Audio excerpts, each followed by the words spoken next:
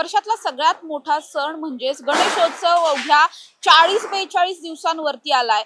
पुणे शहरामधल्या वेगवेगळ्या नदीपात्रांमध्ये काही खाजगी काही सरकारी मालमत्तांमध्ये आपल्याला ढोलताशा पथकं जी आहेत त्यांची प्रॅक्टिस चालू झालेली पाहायला मिळते। मात्र ऐन टायमिंगला आता बघतोय की 41 दिवस शिल्लक राहिलेत आणि काही ढोल पथकं जी आहेत जी पुणे महानगरपालिकेच्या जागेवरती सराव करतात यांना आता परवानगी नाकारण्यात आली आहे। खरं तर ही परवानगी आम्ही कधी दिलीच नव्हती असं पुणे महानगरपालिकेचं म्हणणं आहे। त्यावरती जे काही 10-12 पथकांचे प्रस्ताव आले होते हे प्रस्ताव सुद्धा नामंजूर करण्यात आले होते आणि ज्या पथकांनी खरं तर अशा पद्धतीने पुणे महानगरपालिकेच्या जागेवरती किंवा आता मी जिथे उभी आहे हे सनसचं ग्राउंड आहे, समोर पाहिलं तर नेहरू स्टेडियम सुद्धा आहे, या दोन्ही ठिकाणी वेगवेगळी पथकं गेल्या 8-10 वर्षांपासून सराव करतात आणि या पथकांना यावेळेस मात्र सरावाला कुठली परवानगी नसल्याचं सांगितलं गेलंय।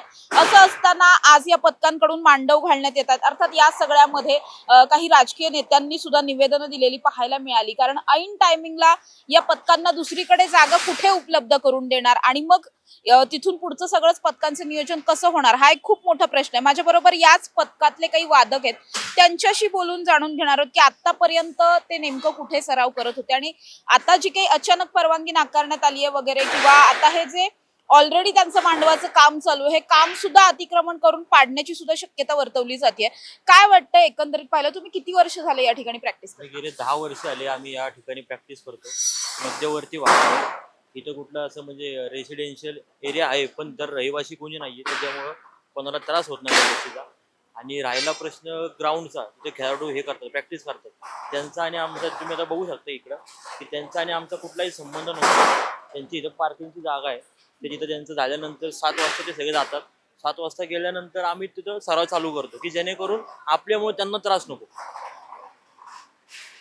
मग असं सगळं असताना जसं पुणे महानगरपालिकेने म्हटलं की खेळाडूंना काही त्रास होतो किंवा इथल्या सर्वसामान्य नागरिकांना त्रास होतो, त्यामुळे आम्ही तुम्हाला बाहेर जागा उपलब्ध करून देतो असं सांगितलं होतं, तशी काही तुम्हाला जागा उपलब्ध करून दिली? तुमच्याशी काही चर्चा केली? अद्यापही त्यांनी आम्हाला अशी जागा कुठली उपलब्ध करून दिली नाही, पण त्या दिवशी आमच्या आयुक्तांसोबत आम्ही सगळे पथक मिळून परत तिथं त्यांना भेटलो। आम्ही त्यांच्या कानावरती सगळा विषय घातला, तर त्यांनी बोलले की ठीक आहे, तुम्ही फक्त ग्राउंडला तुम्ही काही त्रास देत नाहीये तर तुम्ही बाहेर तर तुम्ही प्रॅक्टिस करू शकता, तुम्ही फक्त आम्ही कुठला तुम्हाला लेखी तुम्हाला स्वरूपात आम्ही तुम्हाला देऊ शकत नाही, तिथे तुम्ही प्रॅक्टिस करू शकता। पण आज सकाळी पेपरला जशी बातमी बघितली की आम्हाला सांगण्यात आलं की तिथं आज आम्ही परवानगी दिली नाही, तर ह्याच्यात थोडक्यात मग आम्ही संभ्रमात आमचे पण हे होते। नक्कीच आज काही वर्तमानपत्रांमध्ये आलेल्या माहितीनुसार हे जे काही बांधकाम आता चालू आहे, या ठिकाणी जे काही मांडवाचं काम वगैरे चालू आहे हे काम सगळं अनधिकृत आहे। या ठिकाणी अतिक्रमण करून या पथकांनी इथे घुसखोरी केलेली आहे आणि अशा पथकांचं स्वतः या ठिकाणी येऊन आयुक्त आज पाहणी करणार होते आणि या पाहणीच्या नंतर इथलं जे काही हे मांडवाचं काम आहे ते थांबवण्याचे किंवा पाडण्याचे सुद्धा आदेश दिले जाणार होते। काय सांगाल, इतक्या मोठ्या प्रमाणामध्ये खरं तर वादक असतात आणि सराव करण्यासाठी खूप कमी दिवस असतात, असं सगळं असताना आता ऐन टायमिंगला या सगळ्या सिच्युएशन मधून तुम्हाला जावं लागतं? हो, नक्कीच आहे। आम्ही इथे प्रत्येक अधिकारी, प्रत्येक विभाग जे काही असतील, इथले अधिकारी जे कोणी असतील त्यांची परवानगी घेतल्याशिवाय इथे आमची मनमानी काहीच करत नाही। सर्व अधिकारी असतील त्यांच्या परवानगीनंतरच आम्ही इथे जे काही आमचं असेल मांडवाचं काम असेल किंवा साहित्य सुद्धा जे आणायचं असेल ते आम्ही त्यांच्या परवानगीनंतरच इथे करतो।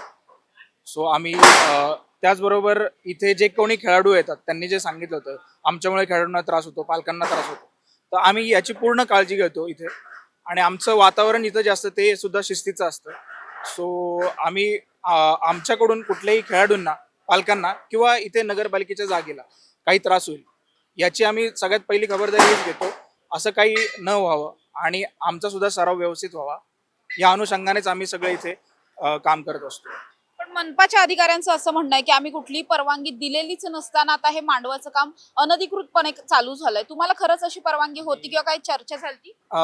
नाही, आम्ही जे कोणी आता अधिकारी आहेत त्यांच्याशी आमचं बोलणं झालं होतं अधिकाऱ्यांसोबत, त्यांच्याकडूनच आम्हाला सांगण्यात आलं होतं की तुम्ही इथे सराव करू शकता आणि त्यांनी जे सांगितलेल्या गोष्टी आहेत की आम्हाला आमच्याकडून कोणालाही त्रास न व्हावा या सगळ्या गोष्टींचं पालन करूनच आम्ही इथे शेवटी आमच्या तयारीला लागलो।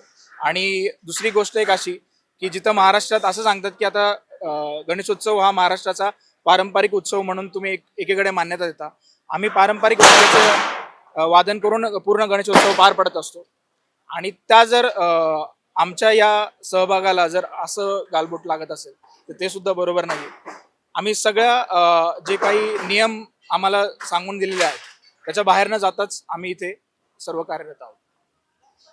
हे सगळंच जर आता आपण पाहिलं तर मुळात 40च दिवस बाकी आहेत आणि त्या सगळ्यामध्ये आता जर तुम्हाला शिफ्ट कुठे व्हायला सांगितलं तर ते टेक्निकली तसं पॉसिबल होईल का? तसं टेक्निकली पॉसिबल नाहीये, कारण की मध्यवर्ती भागात असणारा म्हणजे जो काय क्राऊड असतो, वादक जे असतात ते सगळे इथे जवळचे असतात, मुली असतात. आम्हाला नुसतं वादन करून त्याचा आम्हाला विचार करून चालत नाही, तर सगळ्या सेफ्टीचा पण आम्हाला विचार करावा लागतो.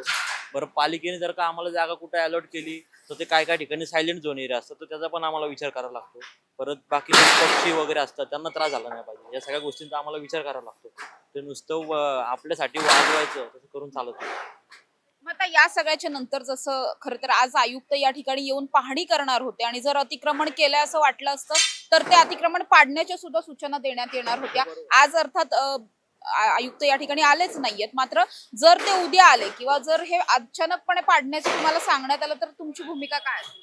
थोडक्यात म्हणजे आम्ही संभ्रमात आहे की आम्हाला आयुक्त स्वतः समोर बोलले की तुम्हाला परवानगी आम्ही इथं देतो.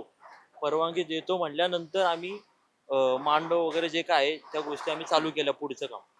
तर मग आता परत ते जर का येणार, शेवटी आमचं सगळंच वाया जाणार, वेळ वाया जाणार, पैसे वाया जाणार. असं पण नाही की आमच्याकडं पडू नये किंवा काय. असे किती या ठिकाणी पथकं आहेत आता ज्यांचा हे सगळा संभ्रम चालू आहे जागेबाबत? साधारण या सनज ग्राउंड मध्ये 4 पथकं आहेत आणि नेहरू स्टेडियम मध्ये तिथं पण 4 पथकं आहेत. असे 8 पथकं टोटल आपण प्रॅक्टिस करतो. म्हणजे 8 पथकांचे मिळून किती वादक असतील अंदाज? एक साधारण प्रत्येक ढोल ताशा पथकात किमान एक 60 जरी जण धरा. तुमची काही मागणी असणार आहे आता या सगळ्याच्या नंतर, कारण इतका हाय टाइम झालाय की आता परवानग्या घेणं देणं या सगळ्याच्याही पलीकडे खूप कमी दिवस राहिलेत. तुम्ही विनंती काही करणार आहात महानगरपालिका? माझी प्रशासनाला आमच्या सर्वांकडून एकच मागणी आहे की आम्ही जिथं प्रॅक्टिस करतो, आम्ही गेले फक्त 30-40 दिवस जे काय ते आमची प्रॅक्टिसचं हे असतो आणि त्यामध्ये पण दिवसातनं फक्त आम्ही 2 तास प्रॅक्टिस करतो. आम्ही सगळ्या गोष्टींचं पालन करतो. आम्ही गाडी, आमची एक सुद्धा गाडी ग्राउंडमध्ये पण येत नाही किंवा बाकी सगळ्या गोष्टींचा आम्हाला म्हणजे हे करून आम्ही ते हे करतो, शिस्त पाळतो.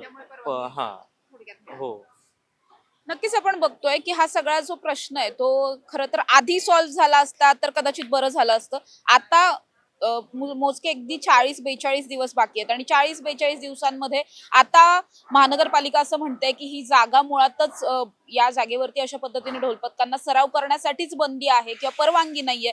जर अशा पद्धतीची अतिक्रमणं झाली असतील तर ती अतिक्रमणं सुद्धा पाडायला सांगितली जाऊ शकतात. त्यामुळे आता पुणे महानगरपालिका या सगळ्यावरती काय भूमिका घेते हे पाहणं खूप महत्वाचं असणार आहे, कारण ऑलरेडी आपण बघतोय की मांडवांचं काम ऑलमोस्ट पूर्ण झालंय. पुढच्या एका तासाभरात हे मांडव तयार होतील आणि प्रॅक्टिसला सुद्धा मुलं या ठिकाणी आलेली पाहायला मिळतील.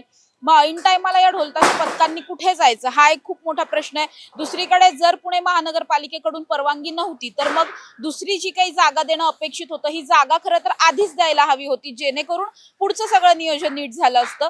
मात्र असं सगळं न झाल्यामुळे आता ऐन टायमाला या 10-12 पथकांमध्ये जो काही संभ्रम आहे, कारण काही ठिकाणी काही अधिकारी म्हणतात की तुम्ही बाहेरच्या बाजूला प्रॅक्टिस करा किंवा काही नियमावली घालून दिली आहे, हे नियम पाळलेत तर तुम्ही प्रॅक्टिस करा असं म्हणतायत. दुसऱ्या बाजूला परवानगीच नाहीये असं म्हणतायत. त्यामुळे नेमकी परवानगी आहे की नाहीये, आम्ही प्रॅक्टिस करायची की नाही करायची, असा प्रचंड संभ्रम या सगळ्या वादकांमध्ये असलेला पाहायला मिळतो. त्यामुळे अर्थातच पुणे महानगरपालिकेचे आयुक्त नवल किशोर राम या सगळ्यावरती आता अंतिम भूमिका काय घेतात याकडेच पुणेकरांचं सुद्धा आणि या वादकांचं सुद्धा लक्ष लागल्याचं पाहायला मिळतंय. कॅमेरा पर्सन निलेश सह समृद्धी जाधव, टॉप न्यूज मराठी, पुणे. घ्या परदेशात भरारी, तेही सर्वसामान्यांना परवडणारी. 1 रुपया भरा आणि थायलंड मध्ये फिरा. सचिन इंटरनॅशनल घेऊन आले आहेत जगातली सर्वात स्वस्त परदेश टूर. पूर्ण 5 दिवसांचं पॅकेज आता फक्त 32,999 रुपयांमध्ये. पॅकेजमध्ये विमान प्रवास, हॉटेल, ब्रेकफास्ट, ट्रान्सपोर्ट आणि प्रेक्षणीय स्थळे.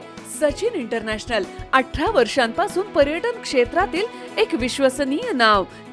सचिन इंटरनॅशनल सोबत मनसोक्त फिरा. संपर्क 7767989898.